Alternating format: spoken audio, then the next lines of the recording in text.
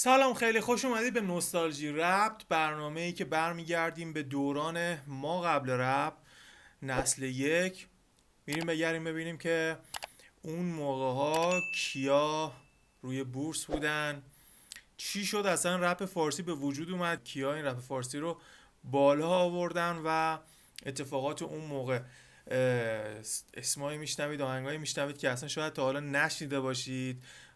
کلی چیزای دیگه داریم، از مصاحبه بگیر، مصاحبه های جنجالی که خودش کار یه دونه ترک رو انجام میداد، اتفاقایی که اون موقع توی رپ میافتاد. فری استایل داریم، کلیپ داریم، پشت صحنه داریم و یه چیزایی داریم که شاید خود رپرها هم اگر ببینن باورشون نشه که یه همچین چیزایی هنوز وجود داره.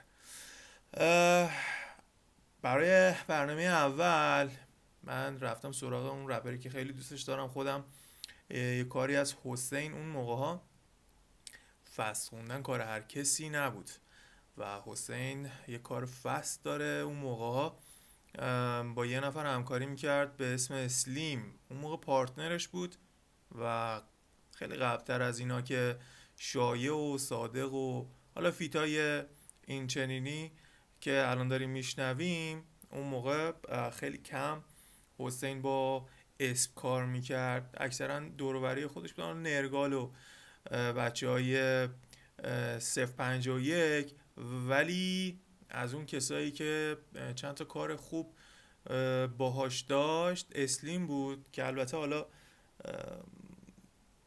یه دونه ترک دست به دست دارن، اونو من خیلی توصیه نمی کنم که گوش بدید. البته اون موقع خیلی همه میکردن این کارا رو دیگه. ولی حالا این آهنگ که اسمش سرعت عمله یه دونه از اون کارهای موفق بود و زمانی که اینو خوندن، فست خوندن خیلی ترند میشد اگر میتونستی انجامش بدی. این کار فست از حسین و اسلیم که حسین هم اسلیم هم شخصیت و اصلا کلا خوندنش این خود حسین بود، لاتی و چغر و همچین مشتی میخوند. صحبت بسه، بریم آهنگو گوش بدیم و ببینیم که چه کردن ابلیس اون زمان و اسلیم اون زمان که حالا حسین شده و مهدار. بریم روی بیت گوش بدیم کارو.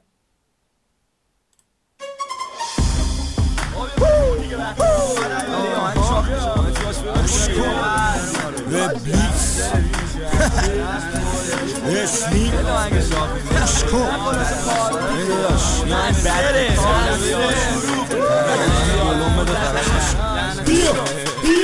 ابلیس داره میره قدرت هر بار، اسم ما میمونه بالا هر سال.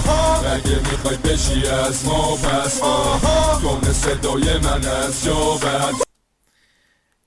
این حسین از اون موقعی که صدای خودشو پیدا کرد، این ترک هم از اون ترکایی که صدای خودشو پیدا کرده بود. حالا برگردیم عقب‌تر، حسین توی کاراش یه مقدار صدا سازی میکرد، یه جورایی میخواستن. خب اون موقع صدا سازی کردن یه مقدار سخت بود، تا اینی که صدای خودتو بتونی پیدا کنی یه مقدار زمان میبرد.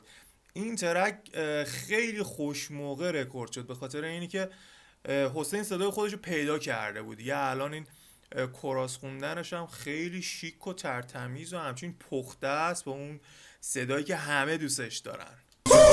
ابلیس داره میده قدرت هر بار، اسم ما میمونه بالا هر سال. اگه میخوای بشی از ما پس با، تون صدای من از جا برداشتی. کار دینو میدونستی، فرمانی رو با رفا من تو تلسچی گرز بخوابتم نمیدیدی گندشم تا مثل پدرت به خود برده در جا. میبدن همیشه ابلیس دورم نیست، انفجار کارم کرده حتی طورم دید.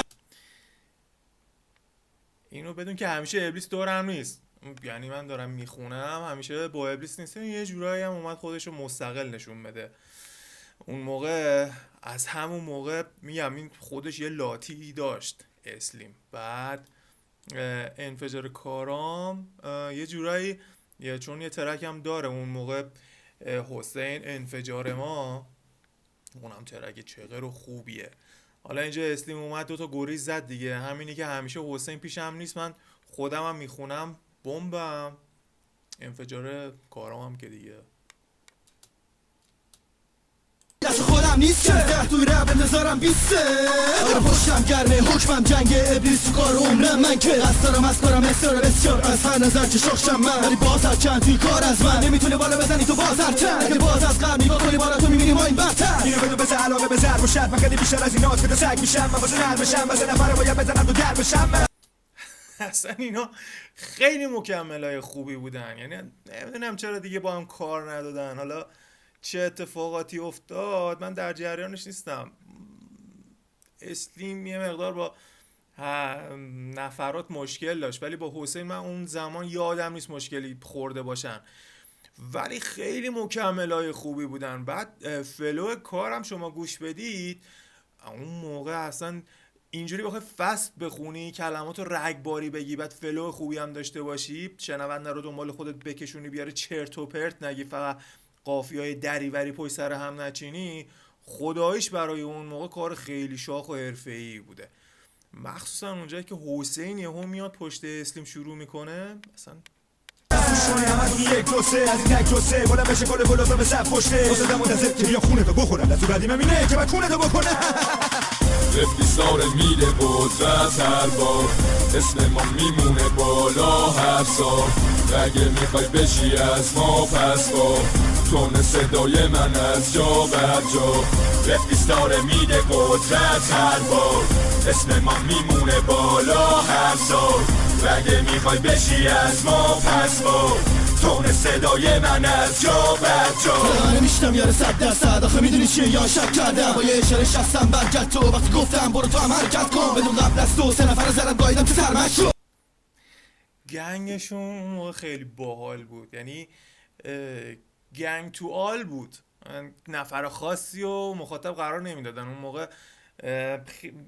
اگر میخواستن بزنن مستقیم میزدن طرفو، یعنی اسم و رسم و صفت و نمیدونم شغل و شماره شناس همه رو میچیدن توی آهنگ. ولی اغلب کارهایی که میکردن اون موقع که اینجوری میخواستن یه چیزی گنگ بخونن، یه چیزی میخوندن به همه، یعنی گوش کنید، یعنی گوش کن یعنی گوش کنید، جمعه الان به کل اون کسایی که مشکل دارن و داستان دارن، خطاب به همه داره میگه.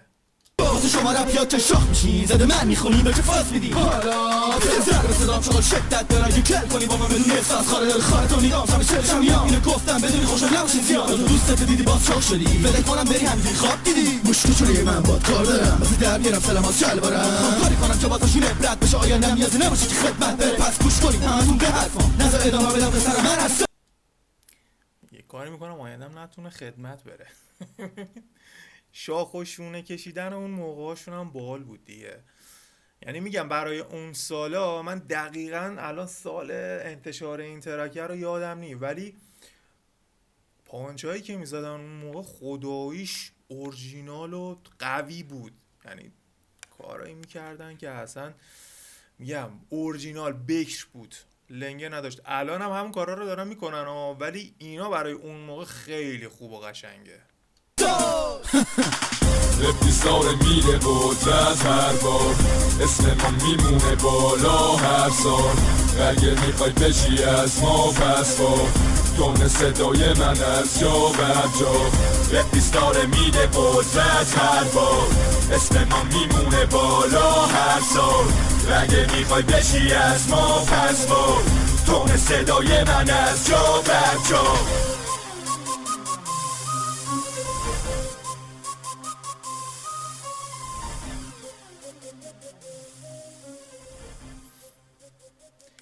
و کار تموم میشه اینجا و حسین کراس کار رو رفته توی این آهنگ و ورس 1 هم همراهی میکنه اسلیم و ورس 2 دیگه خود اسلیم میره. کار به نظر من خیلی قوی بود برای اون موقع، یه همچین فستی به نظر من کار هر کسی نبود. اون موقع هم خیلی فست خون نداشتیم که بخواد اینقدر قوی بخونه، میگم با فلو قافیه های خوب و بجا و اینی که بفهمی طرف چی داره میگه، بری دنبالش، نه اینی که داریم دیگه. حالا میگم تو برنامه‌های بعدی یه سری کسایی که اومدن قافیه بازی کنن و فصل بخونن و اینجور داستانا گوش میکنه اصلا نمیفهمی چی داره میگه، کجا داری میری. ولی اینی که دنبال خودت بکشوند با یه همچین فلوی، با یه همچین پانچوی، با یه همچین قافیه های، انصافا کار خیلی خفن و مشتیه. من خودم خیلی حال کردم اون موقع، برای اون موقع زمانی که حالا مثلا یاس فست میخوند، یه دونم کار با هیچ کس داده بود یاس اون موقع که با هم نسبتا فست میخوندن، قافیه ها رو خیلی خوشگل چیده بودن پشت هم. این جز اون کاره بود که خیلی بمب بود، کار سرعت عمل اسلیم و ابلیس اون موقع به نظر من عالی بود. مرسی که تا اینجای ویدیو با هم همراه بودید. اگه دوست داشتید که برگردید به زمان اولد اسکول، نسل اولیا رو قشنگ بریم بگردیم توشون و یه سری آهنگا بشنوید، یه سری فری استایلا ببینید، میتینگ هایی ببینید که شاید اصلا هیچ جا پیداشون نکنید و آهنگایی که شاید الان دیگه اصلا نتونید پیداشون کنید توی اینترنت، با هم دیگه بریم بشنویم، ریاکت روش بریم و کلی حال کنیم، برگردیم به اون دورانی که تازه رپ داشت جون میگرفت. سابسکرایب یادتون نره پس اگر خواستید با من همراه باشید. لایک و کامنت هم ممنون میشم برام بذارید و تا برنامه بعدی فعلا.